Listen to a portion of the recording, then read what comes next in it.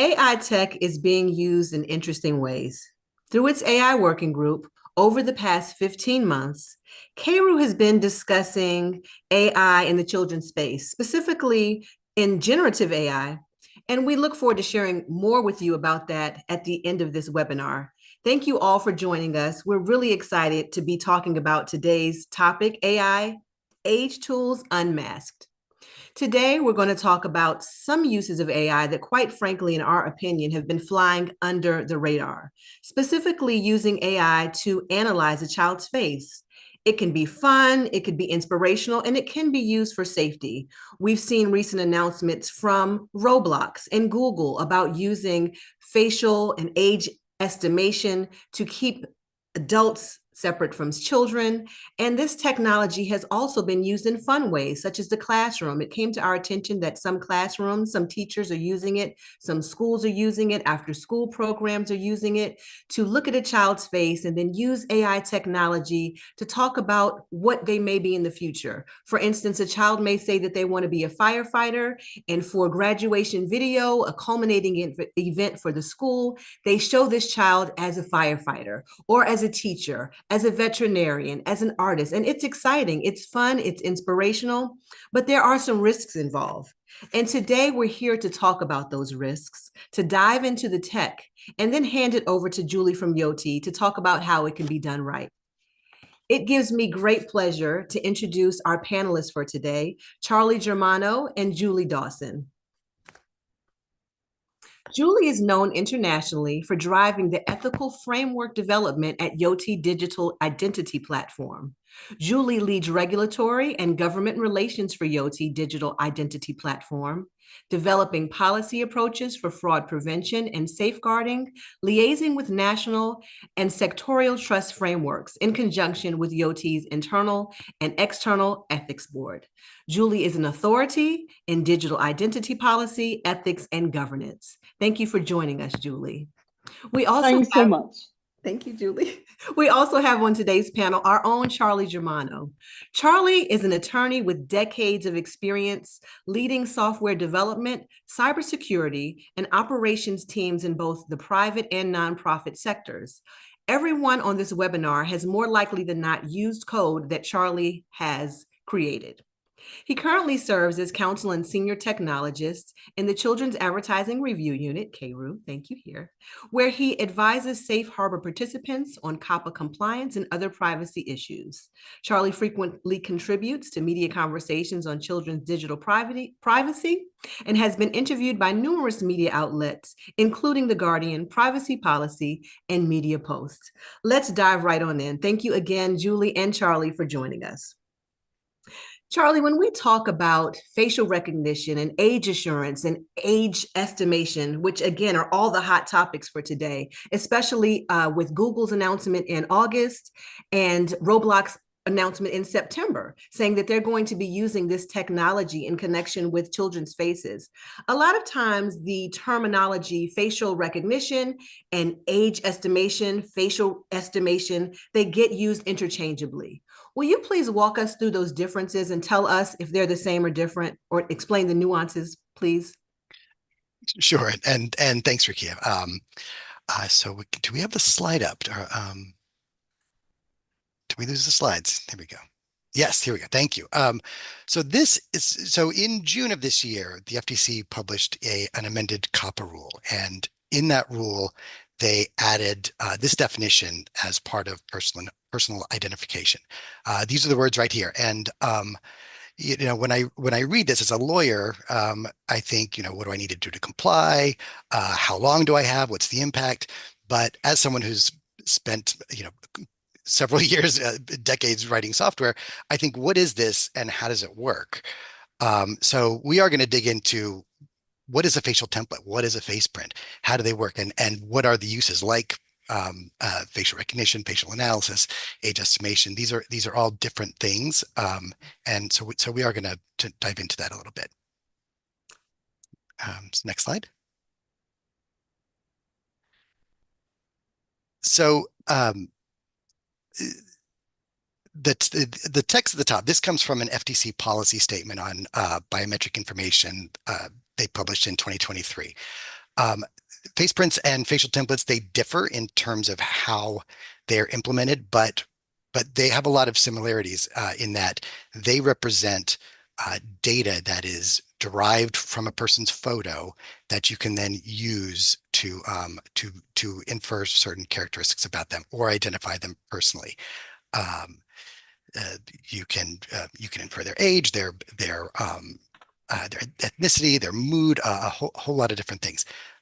So we'll go into how they work a little bit. And Uh, Charlie, yeah, just so everyone, because you are a super technologist, I can't tell you how invaluable Charlie's input has been just in understanding the bridge between the tech and the actual words and the semantics. But from my understanding, Charlie, in connection with facial recognition and age estimation, one can be tied to the identity of a person and one cannot. Is that correct. correct? Okay. Absolutely, Okay. absolutely. Okay. Yeah. Okay.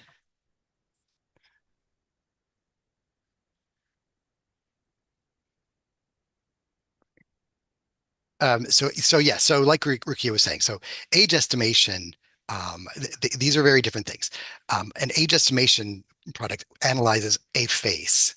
Um, it is trained on data that is not tagged with identities. So at no point are you saying, this is a person of a certain age, or I'm sorry, this is a person with a name. This is a person of a certain age, rather. They're only trained on data that has known age values. Um, Now, on on the other hand, facial recognition, it identifies, the whole goal is to identify who is in the image. Um, those products are trained on pairs of photos labeled with a name. Now, NIST has the National Institute of Standards and Technology. They do a lot of research and they publish a lot of research on this. And these research tracks are completely separate. They're if you look them up, they're the FRTE is the facial recognition technology, and the facial analysis is under FATE. And if you read these research, you can see that the techniques that they use for age estimation versus facial recognition are completely different. They use different data. They define success differently. So these are very different tool sets that uh, that's used to implement these things. So can we go to the next slide? So again, so some of the methods you'll see today around age verification and estimation, um, the the the methods that you use with that you don't need ID range from just an age gate, just asking someone how old are you, or are you over 21, or are you 13 or over. Um, it does not require supporting evidence. Obviously, it's not very accurate. The estimation is what we're going to dig into more today. That is what looks into your facial characteristics. It is not a positive ID. It's just looking at your facial characteristics. And on the other side of the spectrum, you have identity verification, right? You'll see a lot of needing to produce an ID, whether it's government ID, a digital ID, or uh, providing identity via parental consent. So again, these are all very different methods, and uh, and uh, and they vary widely. So next slide. Okay, so now let's really dig into facial templates. This photo on the left is a child. This is not a real child. I just asked Gen AI to show me a photo of a 9-year-old child, and this is what it produced. And then I got curious and wrote some software, and that big blotch of numbers in the back, that is a facial template. That is just data. Um, uh, Now think of that template. You'll see, these landmarks. Think of that as a map of a face where each of those attributes, or a landmark, as you'll see in the document, it corresponds to a dot on the child's face. And the numbers that follow that are just the X and Y coordinates on that child's face for that attribute or that landmark.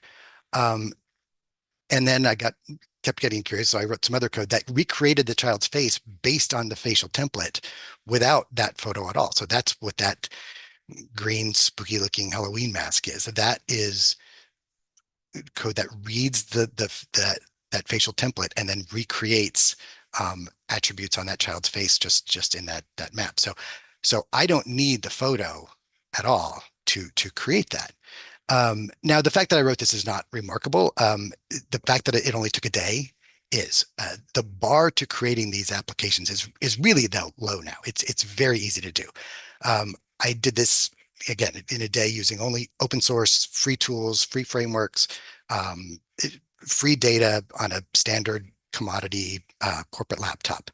10 or maybe even 5 years ago, this would have taken a team of people a long time to do. But the tools have evolved so quickly that this is very easy to do.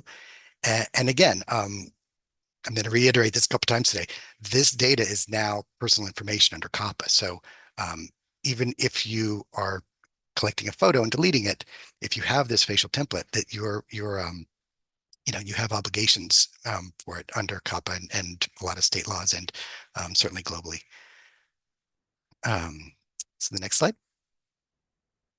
So this is a very simple example of a template. This is actually the standard Microsoft template that you use for training. If you want to be an AI developer on Microsoft, this is on their website. And they have tools that help you build products that use this. So you'll see all these dots, the point of your nose, the edges of your eyes, various points around your mouth. And over on the right is the X and Y coordinates. It is, again, it's just literally mapping your face. That's all it is. So you can see what this data looks like on a very simple template. And on the next slide, we're going to get a little more advanced. So this is all open source stuff. It's from a library called MediaPipe. It's part of Google AI for developers. On this one, there are 468 data points or landmarks. It's refer to them as landmarks. And each one of them, again, is represented by an X and Y coordinate. Now we zoomed in on the mouth just so you could see, the numbers associated. They're heavily concentrated around the edges of your mouth. We zoomed in on the nose, a lot around your nose, corners of your eyes.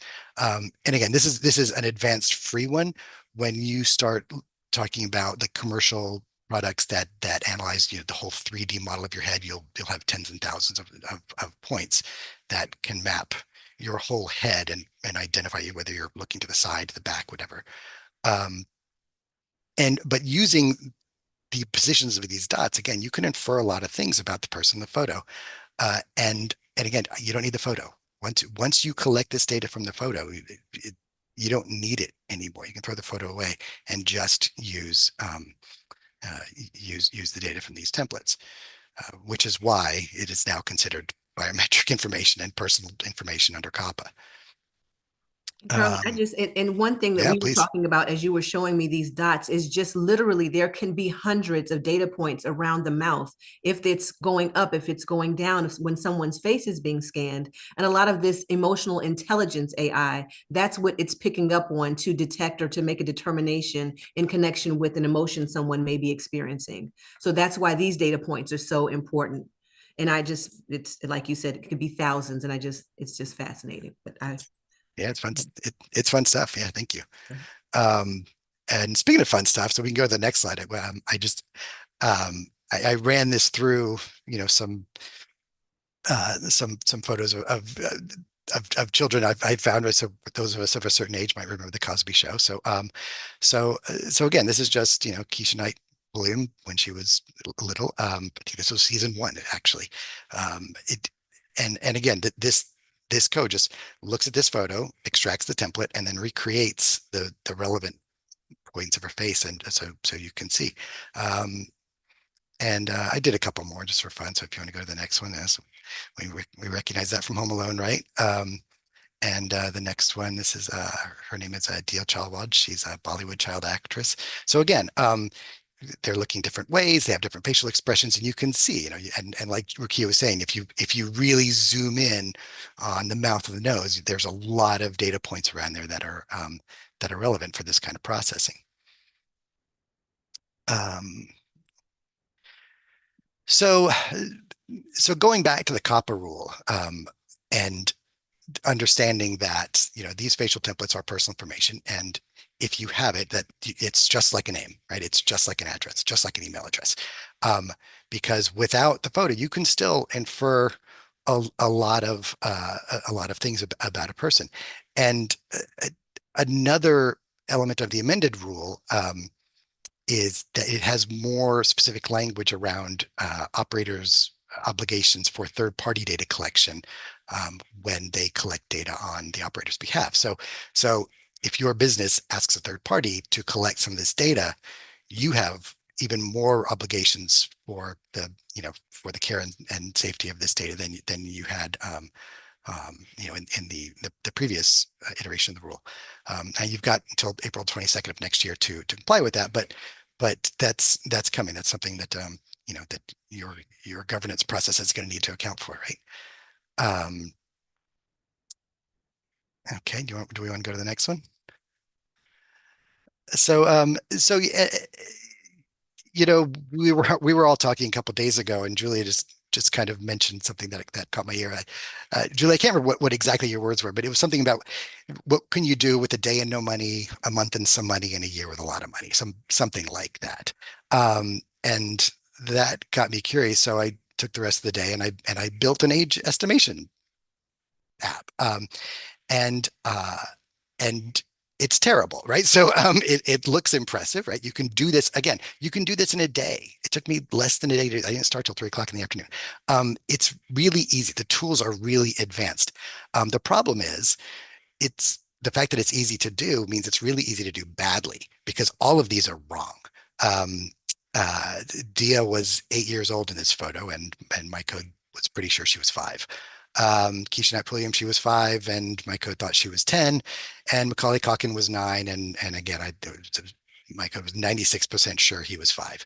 So, uh, so be careful with these, right? Some are better than others. And again, the the NIST research confirms this. If you look at they update their research over time and they publish it, and you can see how from the first time they started publishing these findings about 2014 to the last time they published, which was last year sometime, the accuracy is getting a lot better.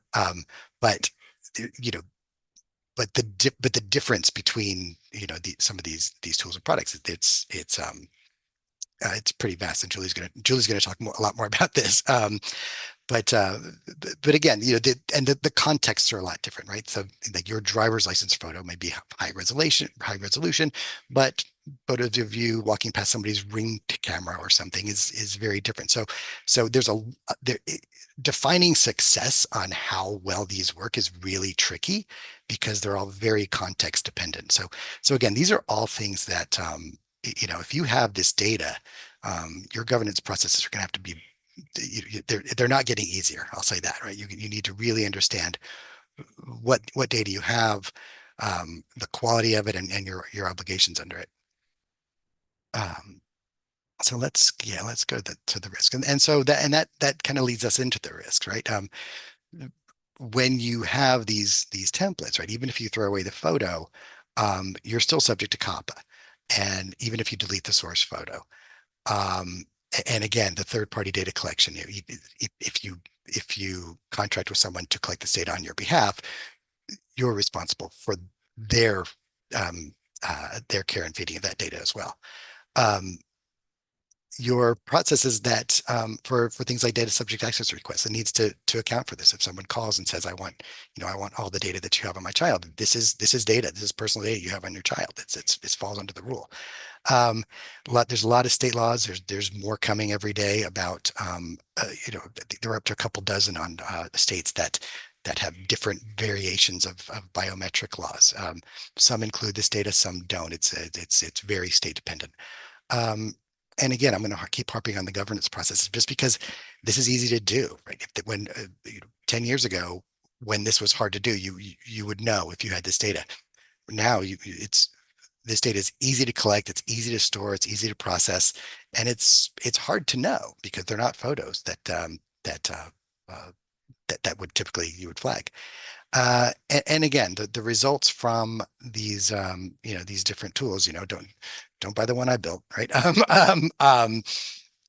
They vary widely. So you really need to make sure that what you're using and how you configure it suit your business and your appetite for risk. Um, and Yeah, and so Julie is going to talk a lot more about some about Yoti and how they do it a little better.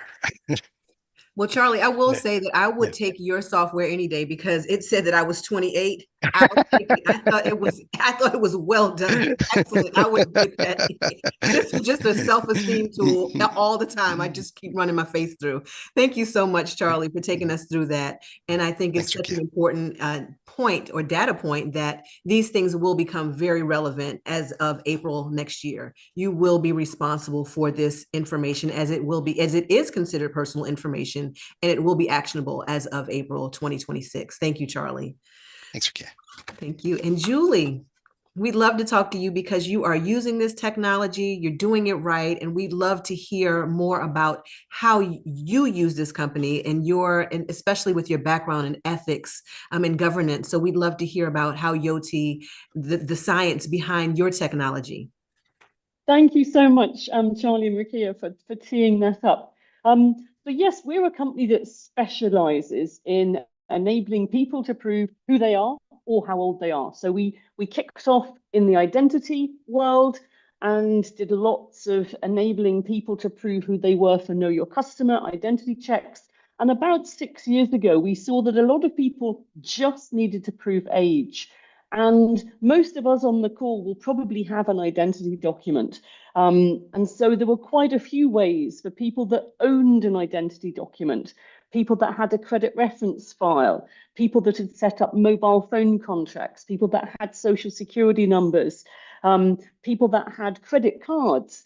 Lots of approaches for people over the 18 that were well documented. However, we looked on the planet, there's over 1 billion people that either don't own a government issued identity document or maybe don't have access, maybe a spouse or a parent, or maybe they're in difficult straits where they don't have access to that document, or they don't feel comfortable using a document-based approach in certain areas. So about 6, 7 years ago, we started to look at new forms of age estimation and more recently age inference. And we've now done about 900 million age checks. We do about 1 million a day for about a third of the largest global platforms and across all different sectors. So you can see a scattering of the logos here. We work with the likes of TikTok as well as Instagram, Facebook dating, OnlyFans, Lego. We work with law enforcement to look at the ages of victims and perpetrators in child sexual abuse images. We work with the NSPCC Childline to let a child share an under 18 so they can apply to have a sexting image removed. With the likes of Philip Morris and BAT, it's are you over 18 to be able to buy a vaping or a nicotine product?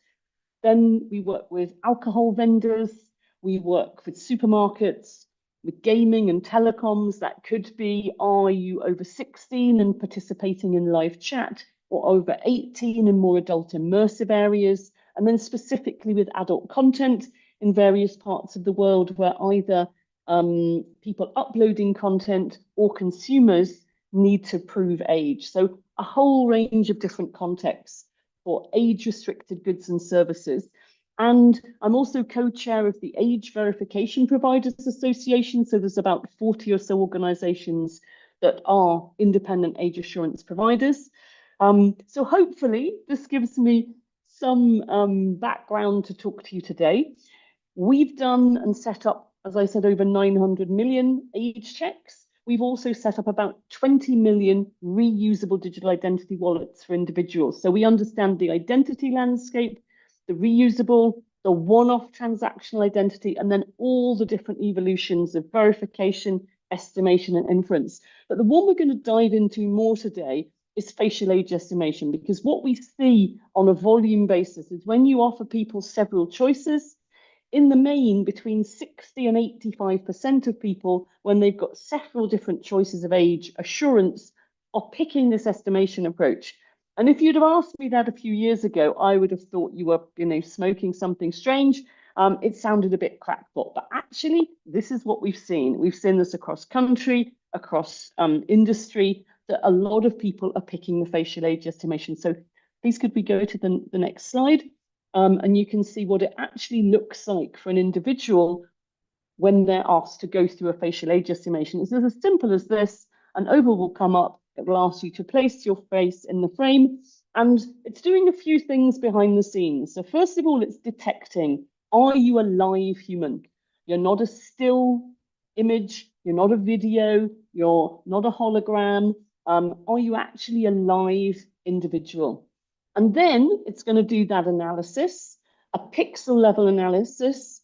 So detect, analyze, and then delete the image. So nothing at all is retained. So back to that previous point, no facial template, no image, nothing at all is retained, but the result is given back to the organization. And this takes about a second to undertake. So you as an individual don't see all those other things happening in the background.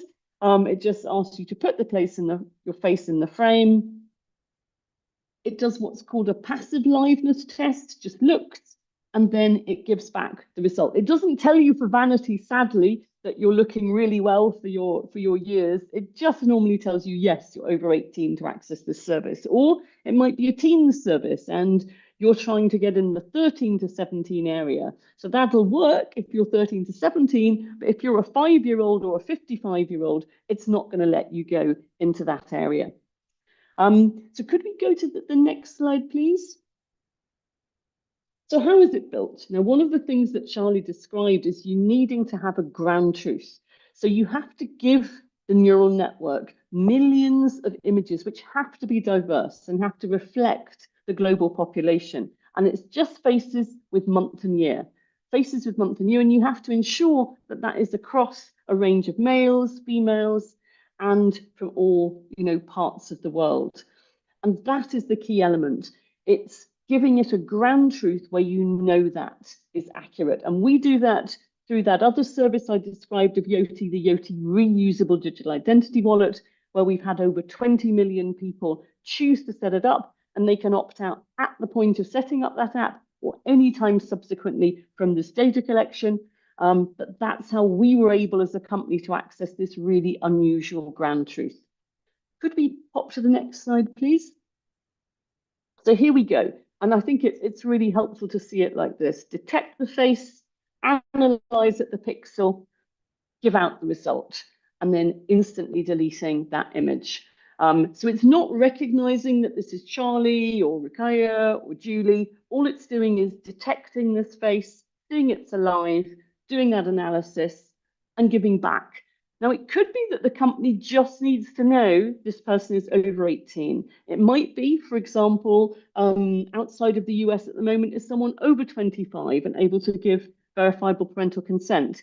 It might be for a teen social media site that has a teens area for 13 to 17-year-olds and another one for 18 plus, that they're trying to see, should this person be in the teen area or in the 18 plus. Next slide, please. So the key question that then people ask is, well, how good is this? And it's actually a bit counterintuitive. So you might initially think, oh, this can't work on children. But actually the opposite is true. It's actually more accurate for younger people. And that's because, depending on our lifestyle, more rock and roll, healthier, less healthier, Botox or whatever, versus maybe sun exposure, illness, alcohol or different sort of sun exposure, etc., we can look very different. So somebody at 70 might look in the prime or they might not. Whereas the actual difference between a 5 and a 10-year-old of their cohort tends to be a lot narrower because of their lived experience. So actually you can see here that the most accurate on that far right-hand side is the teens area, just over a year of accuracy. And we have to obviously be very transparent about this. And so once, sometimes twice a year, we issue a new white paper, and you can see underneath there's a link which you'll be able to look at afterwards, which goes into a lot of detail. Could we look at the next slide, please? So the most accurate age, if you go down and look at 16 and 17-year-olds, they're actually 0.9 years of accuracy on average. So that's, 3/4 of a year, under 1 year of accuracy.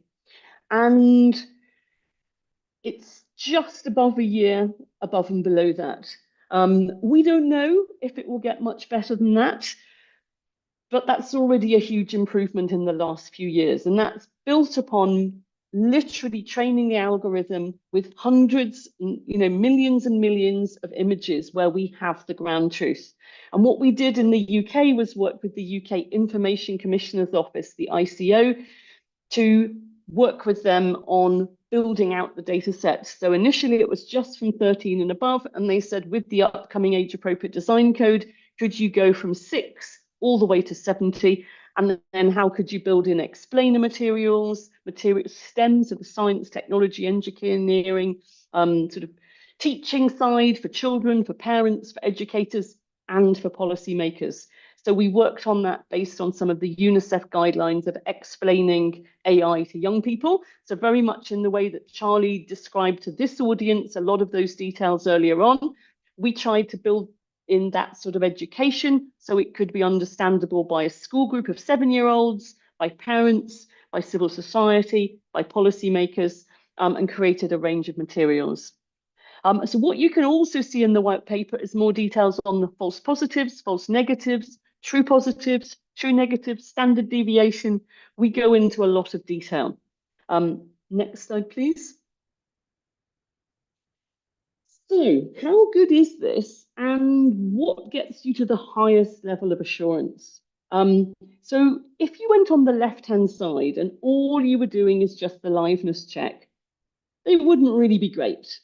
To make it a bit better, you actually do have to independently test how good this is. How accurate is it? How good is the bias?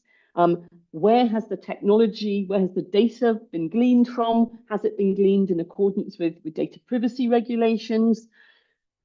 And if you're going to the next stage up, you have to look independently at how good really is the liveness check. Have you had it independently tested? And also look at injection detection, because with AI now, there are lots of new attacks. It's not just still images, not just video, but ways that people are finding to inject into the flow.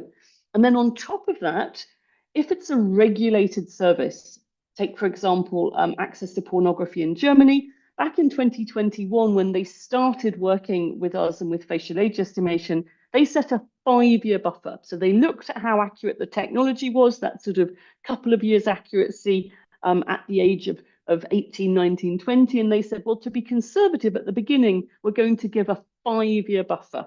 So you have to be 23 to be able to use the facial age estimation in Germany to access adult content. And in just the last month or so, they've reduced that to 3-year buffer based on the improvement of accuracy.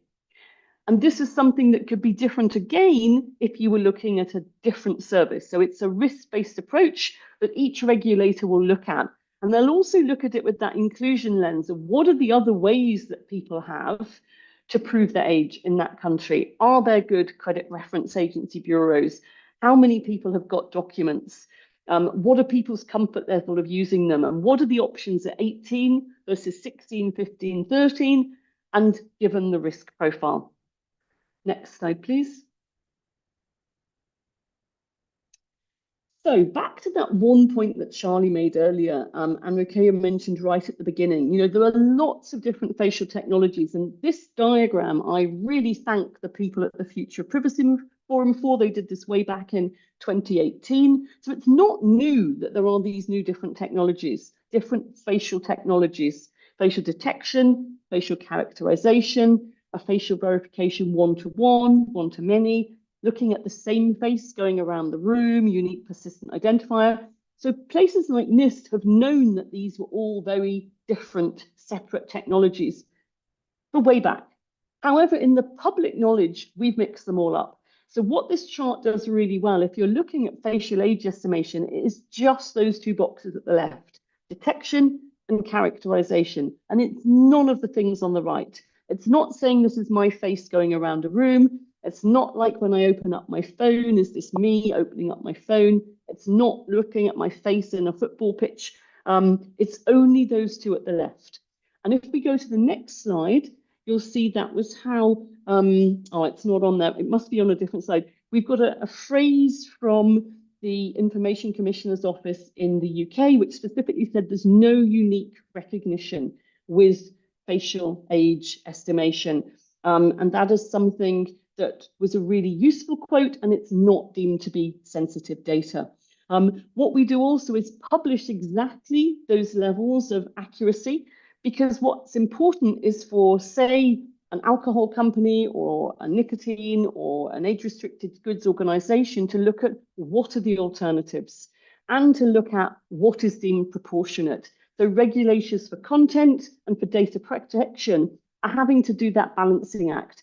What are approaches in estimation that are giving more options to people?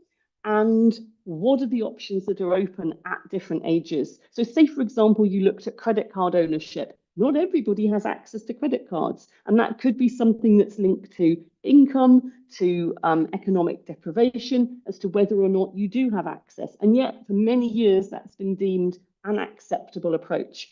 A facial age estimation is one that's been available, as Charlie said, in the last decade, but only in the last 5 or 6 years is it starting to be used at scale. So there are now billions of facial age estimation checks that are being used around the world by many different platforms because of these improvements and because of the fact that regulators can see how the technology is improved, they can see the safeguards that need to be in place. So, for example, in Germany, they've now put a 3-year buffer over 18, so that basically, if you're a really young-looking 21-year-old, or you could be a really old-looking 17-year-old. So what they're looking at is who are the people that are disadvantaged either side of that age of interest. But they're saying those that are close to the age of interest will have to use another approach. And what we as a company do is try and curate as many different approaches. So we currently have about 12 methods so that the businesses we work with have a wide range of choice. Next slide, please. So there's several white papers that we will provide links to. One is a white paper specifically on injection detection and looking at the different attack vectors. So we've been certified and reviewed to NIST 2. In the coming months, there's a new NIST certification, NIST 3, which is looking at a lot more at this injection detection. And we think in the coming year, there will be benchmarks by regulators that will say, this is how good the liveness detection has to be. This is how good the injection detection has to be.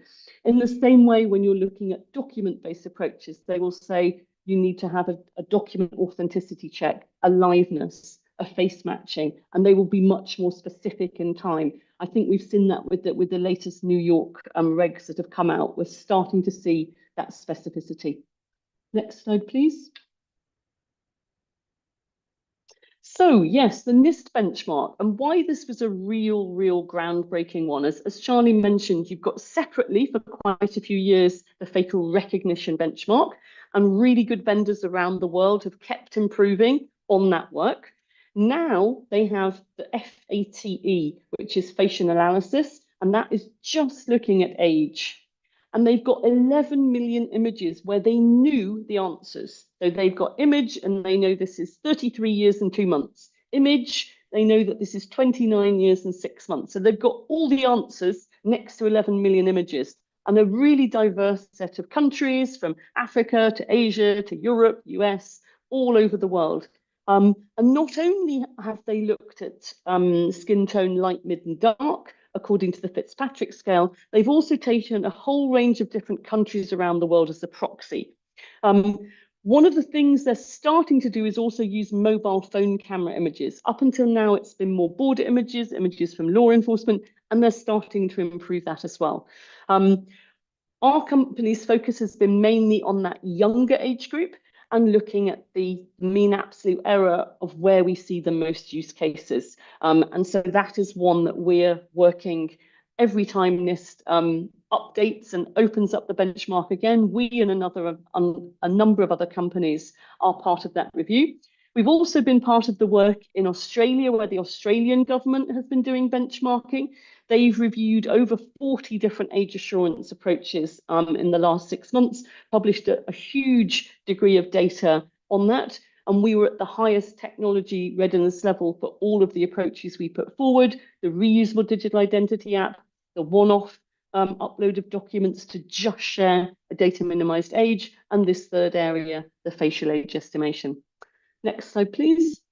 I think we might be almost coming through the slides. Yes, I think there we are coming through to the full set. So really happy if people have got questions to pick up on those. Thank you. Thank you so much, Julie. And as you can imagine, we do have questions. People are submitting questions. I encourage you to continue to submit questions to the chat. Those questions do come to us. So I will read the first question. And of course, they are anonymous, and they really are anonymous. Okay. Julie and Charlie, how would you describe the risks associated with this technology? Julie, you want to start, Julie? I'll chime in. Sure, yes. Yeah. So what I would say is that the regulators in each country are looking at this on a risk-based approach. If you're a data protection regulator, you're looking at the risks of, is a child sharing geolocation? You're looking at, has a parental consent been gained? Is children's data being used, for example, for training? You're looking through a different lens. If you're a content regulator, you tended to be looking at the 4 Cs. So the risk of conduct, is this age inappropriate? Contact of young people with older ages. Contract, is someone able to enter into a contract underage? And content. And obviously, those will have different nuances in different parts of the world. So what is deemed socially appropriate in India could be quite different in certain goods and services than in, say, the US or Latin America. So it's very culturally specific.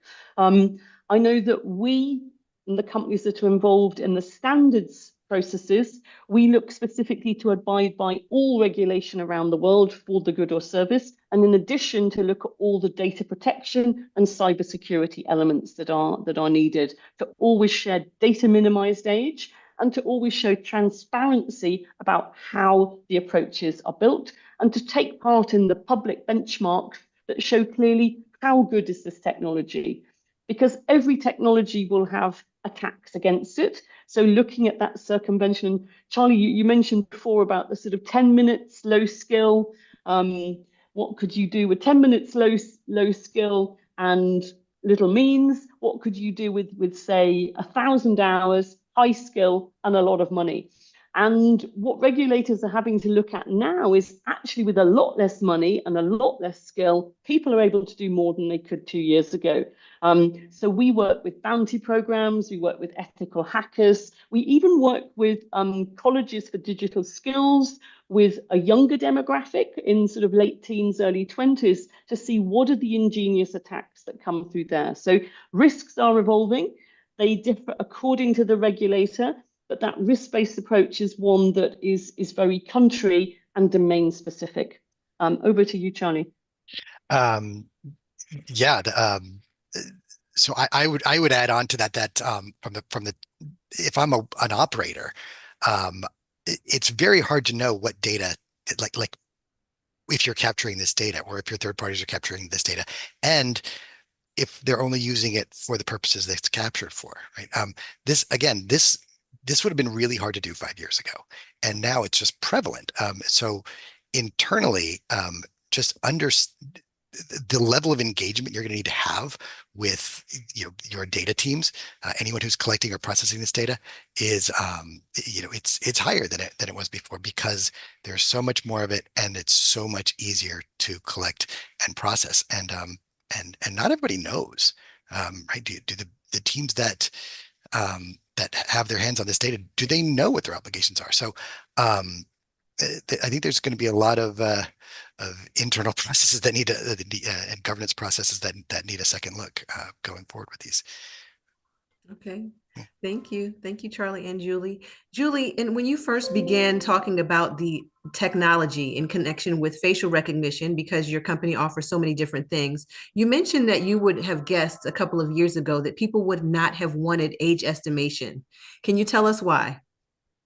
Yeah, so it's interesting. I remember even a report from UNICEF thinking that the facial age estimation might work with the over 18s, but it wouldn't work with the younger demographics. So when we started doing our R&D way back in 2018, 2019, we didn't know what the endpoint would be.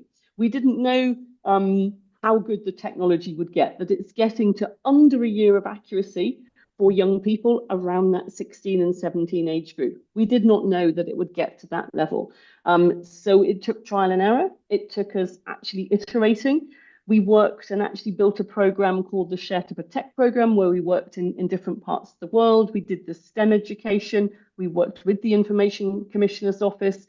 We worked with bodies like Teams in AI, Apps for Good, Coder Dojo, to look at both the STEM education, look at attitudes development, and we did a lot of work with that younger demographic in terms of co-creation, because we did not know ahead of time how good it would be. And to take an example in the retail area, actually, we worked with one of your really big retailers out in Arkansas pre-COVID. And initially for alcohol, it was, are you over 40 in order to buy this good? So we were adding, from the age of 21, we were adding 19 years over 40. And over 40, you could use the facial age estimation, because that 19 years was the big buffer. Whereas if you look in Germany just a few years later now, they're reducing from 5 years to 3 years, the buffer.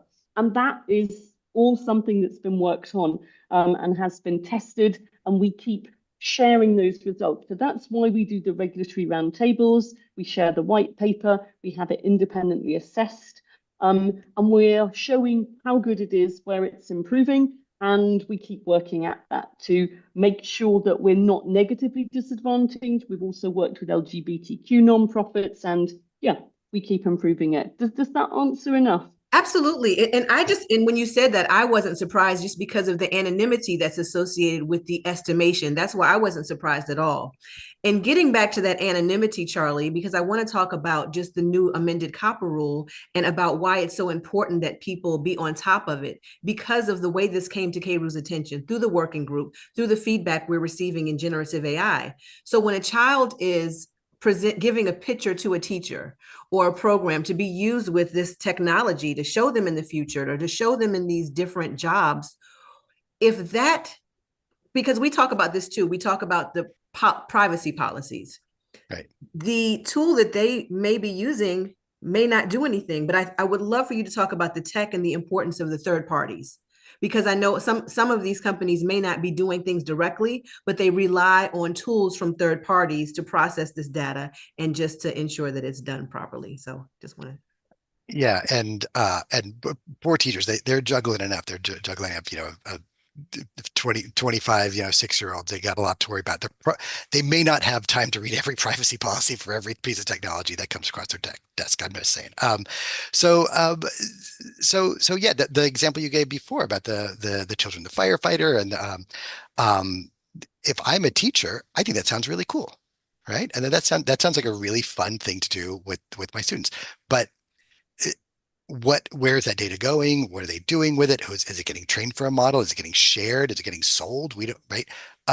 These are the kind of things that I think more and more we're just going to have to, we as a society are going to have to become kind of sensitive to just assuming this data is going to go someplace we don't know. So right. And even that company that is taking that, we learned today that them saying we delete this image really means nothing. We delete this photo really doesn't mean anything unless they're also deleting the associated data points. right. So I know we talked about risks, and I know one way to mitigate a risk is to use a COPPA safe harbor, such as CARU.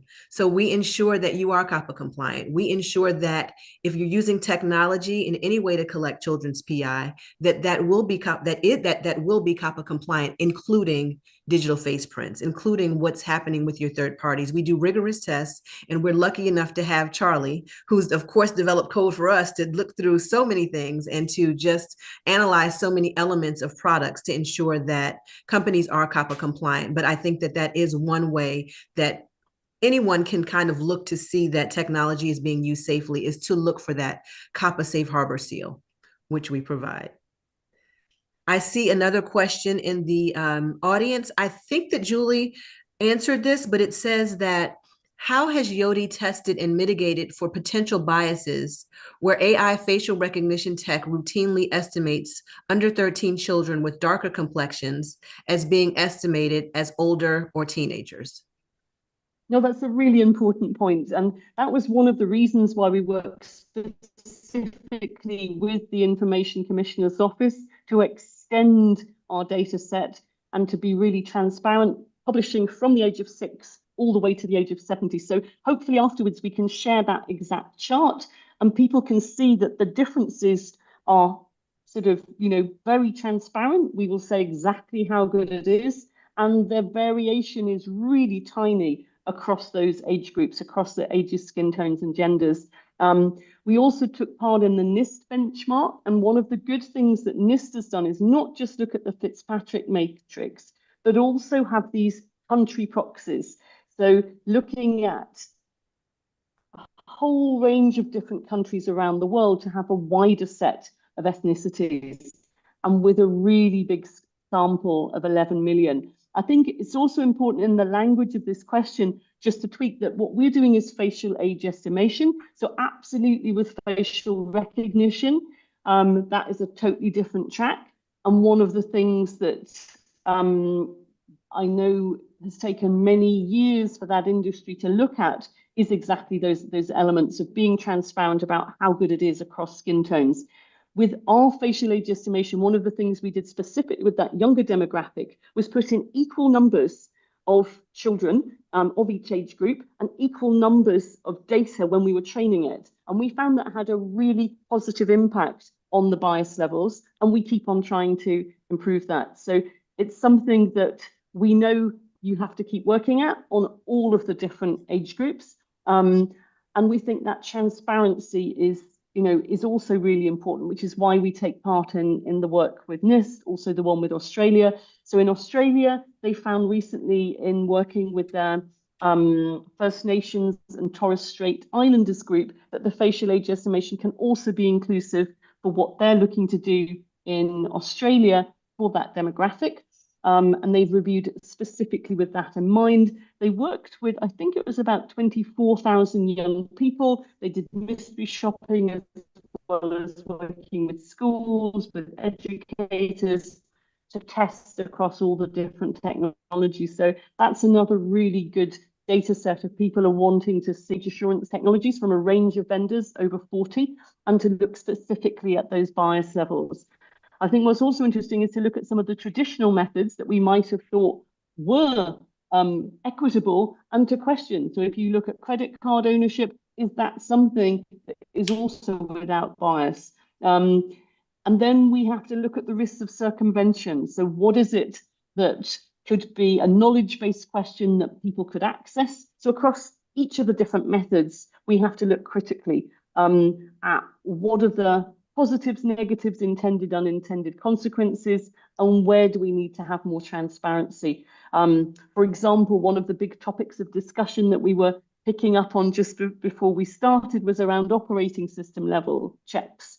So that's another area of debate at the moment where we're having to look at, does that more negatively impact people who have shared devices, who have hand-me-down devices, where parents maybe are not managing today to get to grips with parental controls? What could be the added burden in households if a parent on a certain day has to reset on all the devices of a household what the age of the users are? And then what do you do if that is a shared device? And how do you get into those hand-me-down devices? So there's a lot of things to think through when people are talking about operating system checks. and looking at the equitable nature. And the other area really is accessibility. So looking at the WCAG World Content Accessibility Guidelines is another key area on the ethics front that we have to look at to ensure people with the full range of disabilities have got a range of options, and that also the interfaces work. Things like language suitability as well is another one, making sure that there's as much as possible support and guidance for people in terms of making the approaches easy to use across language areas in the world. So yeah, a lot of things we need to work at. Yeah. Yes. I will. One area that it's the NIST research, and again, these are their publications are very dense, 300-page technical documents, but they measure success in a lot of different ways and a lot of different metrics. And one of them is how each algorithm performs across demographic groups. So you can see they test for this, and they publish the results. So you can see, and especially over time, how these different algorithms perform specifically related to people from different demographic groups. Thank you, Charlie. And as we bring this to a close, I think one of the major takeaways is the use of AI technology for facial analysis and the vast difference between facial recognition and age estimation. So I hope at the very least everyone takes that away. And when we talk about analyzing a photo or a person and that information, that there are data points that are associated with that are now considered PI under the new and amended COPPA rule. There are a couple of things that I want to bring our guests' attention to. Julie and Charlie, thank you so much. Your expertise, your energy has been invaluable. Thank you, thank you, thank you. If we could please go to the next slide. I want to give everyone a heads up that we have something very exciting coming soon. The CARU's AI working group, which is comprised of our supporters with leaders all throughout kids industry, is coming soon, and we will make sure that we get everyone on this call a copy of that. I also want to thank all of our Safe Harbor participants, all of our supporters, because as a result of our wonderful relationship with Yoti, we are deepening that relationship, and it will be a benefit to each of our Safe Harbor participants and CARU supporters. So I want to thank everyone for coming, and especially our supporters and Safe Harbor participants. Look for this risk matrix coming out soon. Again, all of you will get a copy of it. The CARU AI working group has been working over the past 15 months and has had many takeaways and learnings, especially as it relates to generative AI. I also want to bring everyone's attention. I'm sure you liked what you saw today. CARU is having a summit next month. As a matter of fact, November 12th, we're having a summit. We invite all of you to come to not only network, but to learn more about, we're talking about chatbots in marketing. We have panelists from OpenAI and Google. We have panelists from the FTC and SPCC. We have a wonderful array of panelists to dive deeper, and we're going to have wonderful and extremely detailed breakout sessions in connection with these panels. So please register for our summit in November. We have one more question that came through that, let's see if you guys can do this in 2 minutes. And of course, I want to talk about our safe harbor services. If you want to do this correctly, if you want to ensure that you are COPPA compliant, because you must be COPPA compliant by April 2026, we have safe harbor services, and Charlie, and we can help you become compliant. We can look at your product, we can analyze it, and we can ensure that, again, you're COPPA compliant, which you must be legally by April 22nd, 2026. This question just says, grateful that this is the most accurate for children due to the work I do. Please forgive if this has already been addressed. For adults, how does this technology account for facial augmentation? Plastic surgery in 30 seconds, Julie. No pressure. So it's a really good point, and it's one that we've looked at a number of angles. So one, we looked at masks during COVID. Did you have enough data points to assess age if you've only got the top part? So what the big thing that depends is how many data points are amended. Sometimes that could be a medical surgery for an acid attack and different things. So there will be instances where people have a totally different face that is unrecognizable or facial occlusion that means that they cannot use that technology. Okay. However, we normally see not more than a 4-year difference with most of the basic things. So a little bit of Botox, the sort of tweakments, versus if it's a total facial reconstruction, that could be like me going through the Lord of the Rings makeup artist and coming out looking like Gollum. So if all of a sudden I'm Gollum, it's not going to give me my correct age. If it's basic treatments, not a huge amount, and shouldn't really make much difference for the key areas of 18 above or below. So absolutely, it's something we need to look at in the same way we looked at masks in COVID. But it's something that we keep looking at. Yeah, it's never done and dusted. Thank you, Julie. Thank you, Charlie. Robust testing, continuous tweaking, improving technology and innovating. And thank you all. Have a wonderful rest of your day. Thank you for joining us. And we look forward to seeing you at the summit and you joining us as a supporter or Safe Harbor participant. Goodbye, everyone.